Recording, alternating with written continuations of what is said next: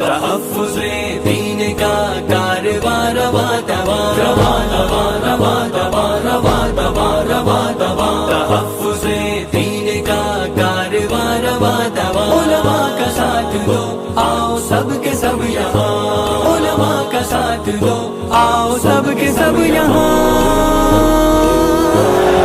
سر بکف سر بلند دیوبند دیوبند غیرت مند جرت مند دیوبند دیوبند اہل حق امن پسند دیوبند دیوبند بسم اللہ الرحمن الرحیم الحمد للہ والصلاة والسلام علی رسول اللہ وعلی آلہ وصحابتہ ومن والاه اما بعد فاعوذ باللہ من الشیطان الرجیم بسم اللہ الرحمن الرحیم الف لام میم ذالک الکتاب لا ریب فیہ ھدی للمتقین وقال تعالی ھذا بصائر من ربکم وھدی ورحمۃ لقوم یؤمنون وإذا قرئ القرآن فاستمعوا له وأنصتوا لعلكم ترحمون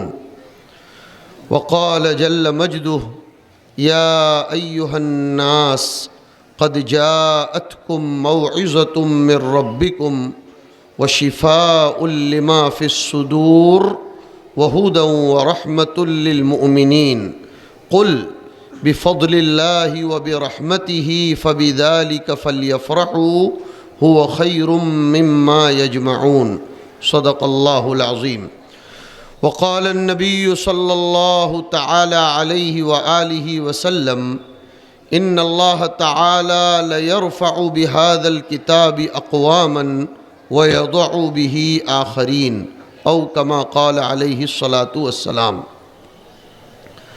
ہم سب کے نہایت ہی مقتدر معزز مبجل سرپرست حضرت مولانا ادریس صاحب اطال اللہ عمرہ بالصحۃ والعافیہ، دیگر علماء کرام، معزز حفاظ اعظام، میرے بہت پیارے بھائیوں، دوستوں، بزرگوں اور فرزندان اسلام اور پس پردہ سننے والی خواتین و مستورات، السلام علیکم ورحمۃ اللہ وبرکاتہ۔ ہمارے لیے، آپ سب کے لیے بڑی سعادت، خوش قسمتی، اعتزاز اور افتخار کی بات ہے کہ ایک زبردست شخصیت سیدنا عکرمہ رضی اللہ تعالی عنہ، اور اسی طرح ہم کیسے فراموش کر سکتے ہیں سیدنا عبداللہ ابن عباس کے شاگردوں میں بھی ایک نام عکرمہ کا آتا ہے۔ ایسی معزز، مبارک اور قرآن کریم سے جڑی ہوئی شخصیات کی طرف منسوب ادارے نے 10 سالہ کارکردگی آپ کے سامنے پیش کی۔ ہمیں رشک آتا ہے واقعتاً کہ 92 حفاظ صحت کے ساتھ، تجوید کے ساتھ، پختگی کے ساتھ، استحکام کے ساتھ، اتقان کے ساتھ امت کے سامنے پیش کر دینا، یہ بغیر توفیق الہی اور تیسیر خداوندی کے ناممکن ہے، اور اللہ کی توفیق کا میسر ہو جانا یہ اس کی محبت کی نشانی ہے۔ میں تہہ دل سے مدرسے کے ناظم اعلی ہمارے بھائی قاری ریحان روحہ اللہ بالعافیت والسلامہ، انہیں، ان کی ٹیم کو، ان کی شورا کو، ان کے معاونین و مخیرین کو مبارکباد پیش کرتا ہوں، نیک تمنائیں پیش کرتا ہوں۔ اور میں نے ابھی پرسوں ترسوں ہی ہمارے یہاں دور حدیث شریف کے سبق میں آپ کے شہر عزیز مالیگاؤں کی باقاعدہ یہ خوبی بتائی تھی جس کو آپ کے سامنے بھی ذکر کر دینا ضروری سمجھتا ہوں کہ یہ شہر بشمول غریب و امیر الحمدللہ دینی اداروں کو خود کفیل بنا کر بٹھائے ہوئے ہے۔ اس شہر کی غالباً ہندوستان میں یہ امتیازی خوبی ہے کہ اس شہر کے کسی ادارے کا چندہ کرنے کے لیے کوئی باہر جاتا نہیں۔ بہت سے ادارے ہیں بنین کے، بنات کے، لیکن الحمدللہ آپ کے شہر سے ان تمام اداروں کی ضروریات پوری ہوتی ہیں، جس کا نتیجہ آپ نے دیکھا کہ اس شہر میں اجتماعی طور پر کبھی کوئی وبا اور آفت آئی نہیں، اور دعا کرتا ہوں کہ اللہ کبھی نہ لائے۔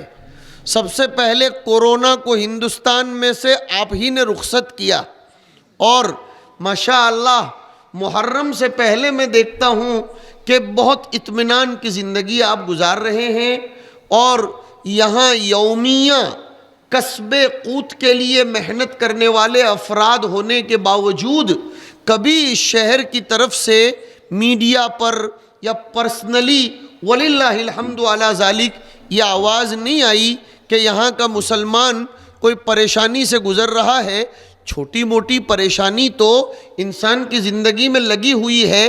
میں سمجھتا ہوں یہ ساری برکتیں اور یہ سارے انوار اور ساری رحمتیں قرآن کریم کی خدمت اور احادیث نبویہ سے تعلق، اپنے بڑوں کی قدردانی، علماء کا آپسی اتحاد اور جا بجا مدارس کا قیام و انعقاد، اسی میں اس کا راز مضمر ہے۔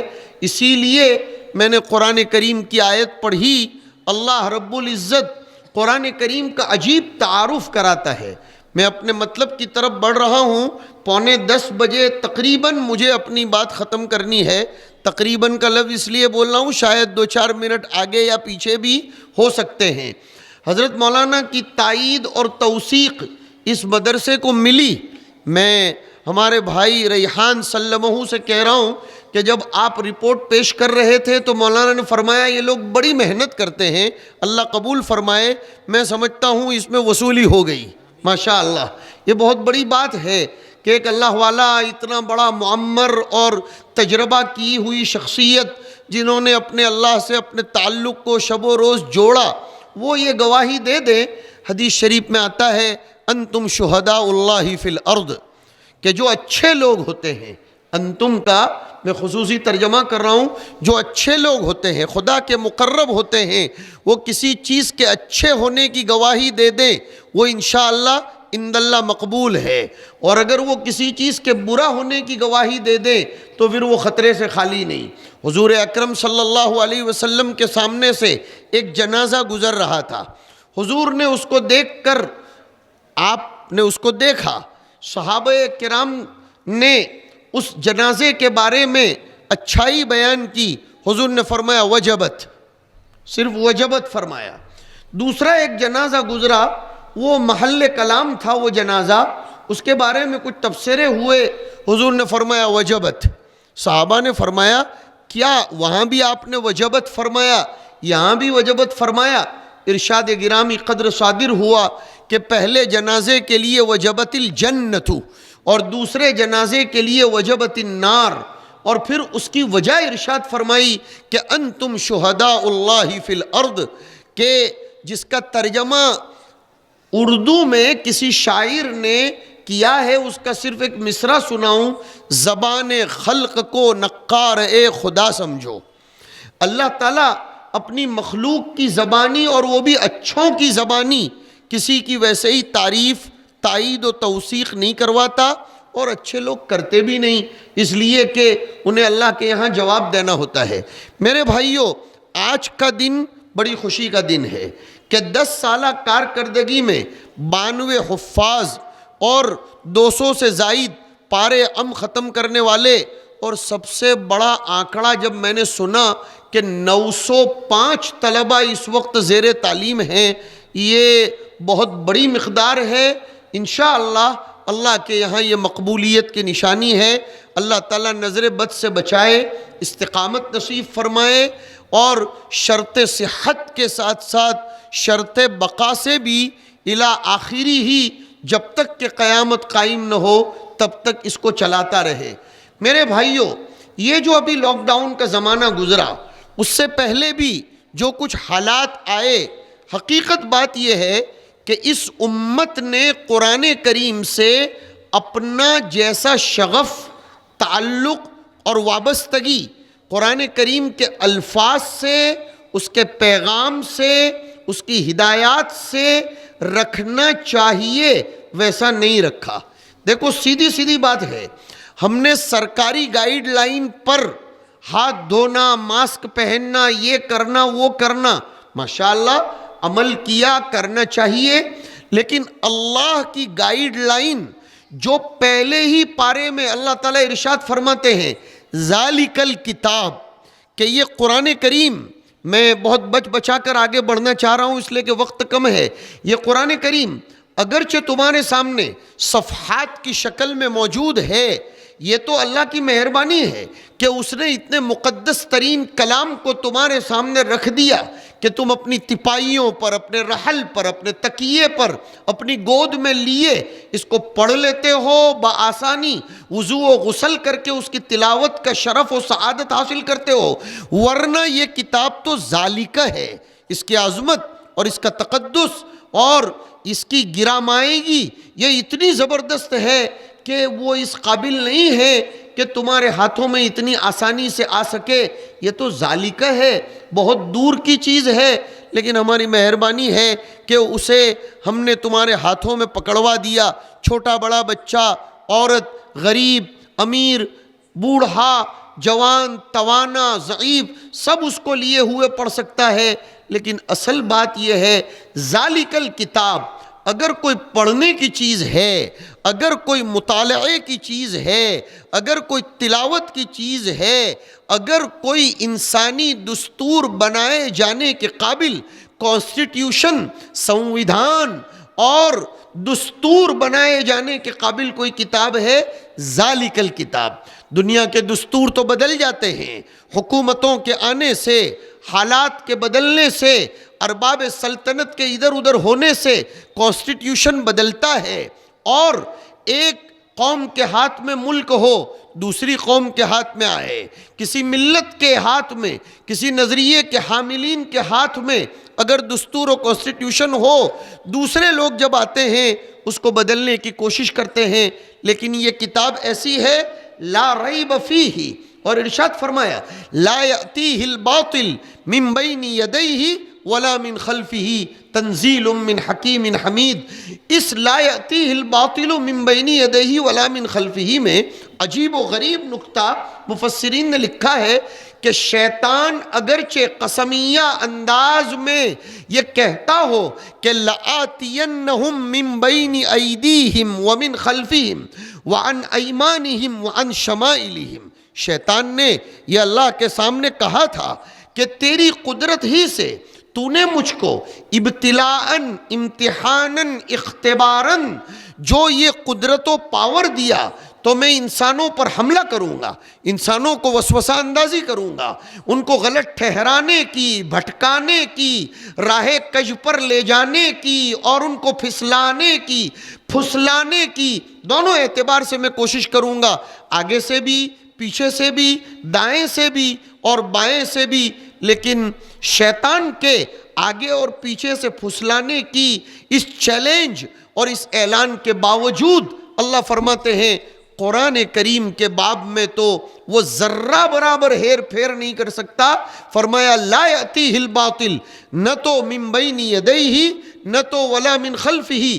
اس لیے کہ دیکھو عجیب بات علماء نے لکھی کہ قرآن کریم سے پہلے کی جتنی کتب سماویہ تھی، آسمانی کتابیں تھیں، ان کی حفاظت کی ذمہ داری ان کے احبار، ان کے رہبان، ان کے پادریوں، ان کے پوپ، ان کے گاڈ فادرز، ان کو دی گئی تھی۔ اس لیے اس میں انہوں نے بہت ادھر ادھر بھی کیا، لیکن قرآن کریم کی حفاظت خود اللہ فرماتے ہیں۔ اور اس حفاظت کے لیے سبب کے درجے میں، اب کے جملے میرے خاص اپنے ذہنوں میں نوٹ کیے جائیں، اللہ پاک نے چونکہ یہ دنیا دارالاسباب ہے، اس میں اسباب کا سہارا دنیا کے لوگوں کے نظام کو چلانے کے لیے لینا پڑتا ہے، تو اللہ نے اپنی کتاب کی حفاظت کے لیے جو ذمہ اپنے اوپر لے کر رکھا ہے، اس میں اپنے خلفاء ان حفاظ کرام کو بنایا۔ اللہ گویا اپنا وعدہ ان حفاظ کرام کے ذریعے پورا فرماتے ہیں۔ کون سا وعدہ؟ وَإِنَّا لَهُ لَحَافِظُونَ۔ یہ حفاظ صرف لکھتے نہیں ہیں، یہ اپنے سینوں میں اس کو محفوظ کرتے ہیں۔ اور آپ کو معلوم ہے کہ یہ حفاظ کی قدر و قیمت کیا ہے؟ ان کے سینوں کو قرآن کریم نے ذکر فرمایا ہے۔ ایک محدث لکھتے ہیں کہ اگر حضور کے سینے کا تذکرہ قرآن کریم نے فرمایا، الم نشرح لک صدرک کہہ کر، حضور کے تو الگ الگ عضو کا تذکرہ قرآن کریم نے فرمایا ہے۔ ابھی ہمارے قاری صاحب جو نعتیہ اور حمدیہ اشعار پڑھ رہے تھے، میں نیک فالی لے رہا تھا کہ آج شب جمعہ ہے، اس میں حضور کی خدمت میں نذرانے سلام پیش کیا جاتا ہے۔ ہم اہل سنت والجماعت اور پھر دیوبندی مسلک کے بہت زیادہ پختہ ماننے والے لوگ ہیں، ہم اس کو مانتے، جانتے، سمجھتے، عقیدہ رکھتے ہیں کہ حضور اکرم صلی اللہ علیہ وسلم کی توجہ اس مجمع کی طرف مکمل ہوتی ہے جس مجمع سے شان اقدس میں نذران سلام پیش کیا جاتا ہے۔ میں آپ کو مبارکباد پیش کرتا چلوں کہ آج کے اس جلسے کی طرف سرکار کی خصوصی توجہ ہے، اس لیے کہ سرکار نے جو دستور دیا، سرکار دو عالم صلی اللہ علیہ وسلم نے دنیا کو جو قانون دیا، اس کو اس مجمع کے طلباء اور نونہالان زندہ کرنے کی کوشش کرتے ہیں اور پھر نذران سلام بھی پیش کرتے ہیں۔ میں عرض کر رہا تھا کہ اللہ تعالیٰ نے ہماری تقدیروں کا بدلنا، ہماری تقدیروں کا اٹھانا، ہماری تقدیروں کا گرانا، یہ اس کتاب سے ہی وابستہ رکھا ہے۔ یہ ماننا، جاننا اور عقیدہ رکھنا پڑے گا۔ میں کیا آیت پڑھ رہا تھا؟ ذالک الکتاب، مطالعے کے قابل، پڑھنے کے قابل اور کسی حکم کو لاگو کرنے کے قابل، اس لیے کہ عربی زبان میں کتب کا ایک معنی تھوپنا، فرض کرنا بھی آتا ہے۔ اس لیے بعض ارباب فکر کہتے ہیں کہ اگر احکام لاگو کرنے کے قابل کوئی کتاب ہے، کوئی نظام ایشیو کرنے کے قابل کوئی کتاب اور دستور اور بکلیٹ اور پمفلیٹ ہے تو ذالک الکتاب، اس لیے کہ لا ریب فیہ۔ اب یہ کتاب کا کام کیا ہے؟ ھدی للمتقین۔ مجھے خاص نقطے کی طرف اشارہ کرنا ہے۔ اس کتاب سے ہدایت اور ہدایت کے نتیجے میں سکون، اطمینان، دنیاوی امن، دنیاوی عافیت اور آخرت کی سلامتی و سعادت و نجات، یہ انہی لوگوں کو ملتی ہے جو متقین ہو۔ یہ سب سے بڑی بات ہے۔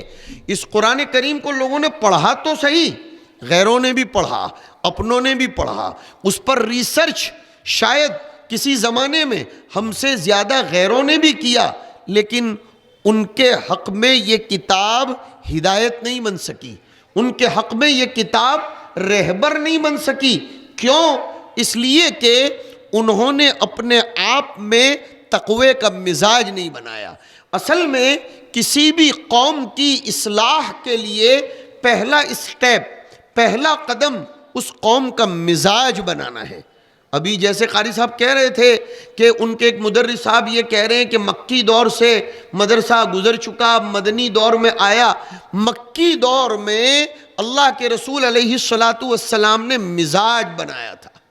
مزاج بنانا، اگر اس مجمع میں قوم کے کچھ ذمہ داران بیٹھے ہوں، ورنہ کم از کم آدمی اپنے گھر کا ذمہ دار تو ہے ہی ہے۔ سب سے پہلا کام قانون سازی نہیں ہوتا، ڈرانا نہیں ہوتا ہے، دھمکیاں دینا نہیں ہوتا بیوی کو، بچوں کو، اپنے ماتحتوں کو۔ سب سے پہلا کام مزاج بنانا ہوتا ہے، دل میں خشیت خداوندی پیدا کرنا ہوتا ہے۔ جب یہ مزاج بن جاتا ہے، اسی مزاج کا نام تقویٰ ہے، اسی خشیت خداوندی کا نام تقویٰ ہے۔ اب جب تقویٰ آ گیا تو یہ قرآن کریم اس کے لیے ہدایت بن جائے گا۔ جب پرہیزگاری آئی، جب گناہوں سے بچنے کا جذبہ آیا، اس کی مثال میں یوں دیا کرتا ہوں کہ اگر کسی ٹنکی میں بہت زیادہ فورس سے پانی بھرا جاتا ہو لیکن وہ ٹنکی دوسری طرف سے لیک ہو رہی ہو تو ٹنکی بھر سکے گی؟ نہیں، ٹنکی تو نہیں بھرے گی، اس کی دیواریں بھی بوسیدہ، خستہ اور کسی نہ کسی دن گر جائے گی اور وہ منہدم ہو کر شکست و ریخت کا سامنا کریں گی۔ کیوں؟ پانی تو اندر جا رہا تھا لیکن دوسری طرف سے نکل بھی رہا تھا۔ معاف کیجئے، ہماری آج کی زندگیوں میں دعوت و تبلیغ کی لائن سے، مدارس کی لائن سے، مکاتب کی لائن سے، خانقاہوں کی لائن سے، مجالس علمیہ اور عملیہ کی لائن سے پانی تو آ رہا ہے لیکن دوسری طرف بد نظری کے ذریعے، حرام خوری کے ذریعے، کذب بیانی کے ذریعے، غیبت و بہتان کے ذریعے وہ پانی نکلتا چلا جا رہا ہے۔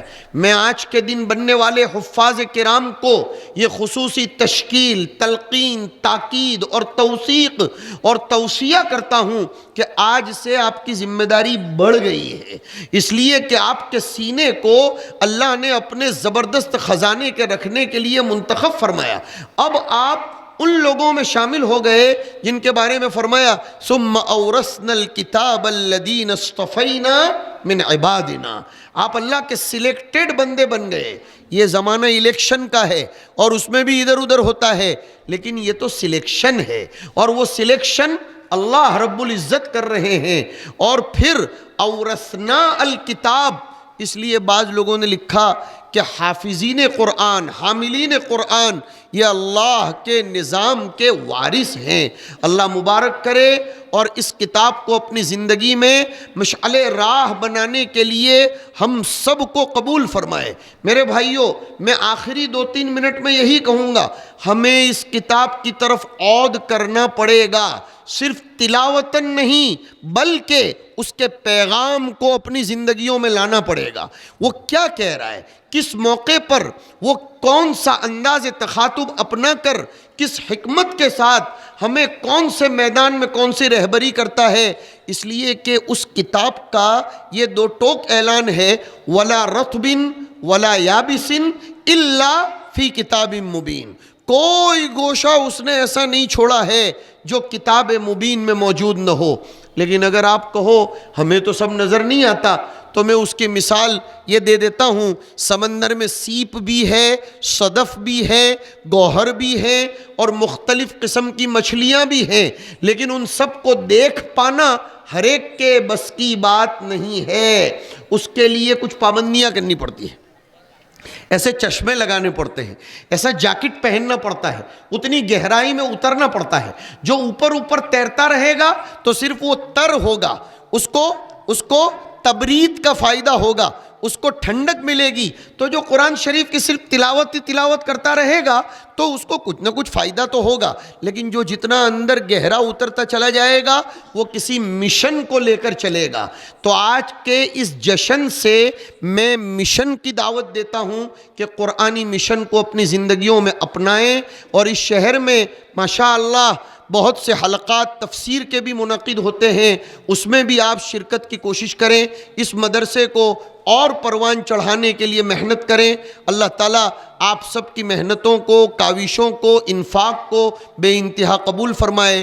وقت کی نزاکت کے پیش نظر انہی چند کلمات پر اکتفا کرتا ہوں۔ وصلی اللہ علی النبی الکریم برحمتک یا ارحم الراحمین، والسلام علیکم ورحمۃ اللہ وبرکاتہ۔